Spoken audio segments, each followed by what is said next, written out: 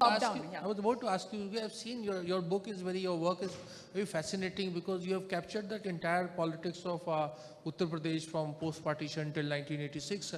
How do you reconcile with this fact? Here is Congress party being accused of doing this politics of appeasement, and from your book and with data that you have cited a lot of examples that how actually the Muslims in Uttar Pradesh were discriminated in government jobs, in recruitment, and all kind of places. So how do you think this narrative build? I mean, here was a political party which was actually trying to, put a lid on what was bringing a particular community into a national mainstream or say, and at the same time it's being accused of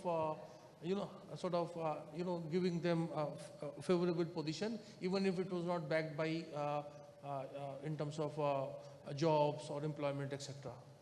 Or political empowerment. See, if you ask me whether the narrative comes from with respect to the Congress, it comes from that extensive use of the term secularism. Whoever I interviewed during the course of my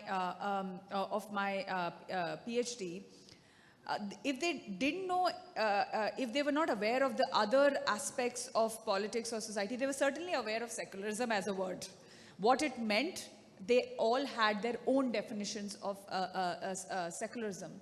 Yes, to a great degree, in Uttar Pradesh in particular, a large part of the complaints that went to the Congress High Command and which are registered in the AICC papers or even in the Humayun Kabir papers, a large part of the complaints were that Muslims were being shunted out of service, they were not in defense services, they were not in strategic services, they were not in police services, and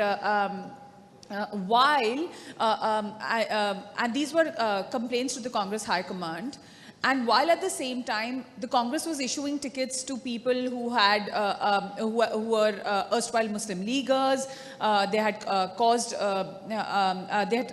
advocated the cause of Pakistan. So that dichotomy was something that I capture in my book. On the one hand, Congress was, and Congress leaders like Sampurnanand, P.D. Tandon, they were of the view that we now need to keep the interests of the majority also in mind. They cannot be completely ignored.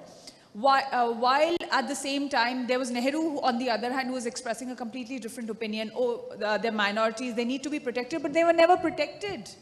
They were never given the representation, despite Nehru's advocacy for not mixing religion and politics, often during elections.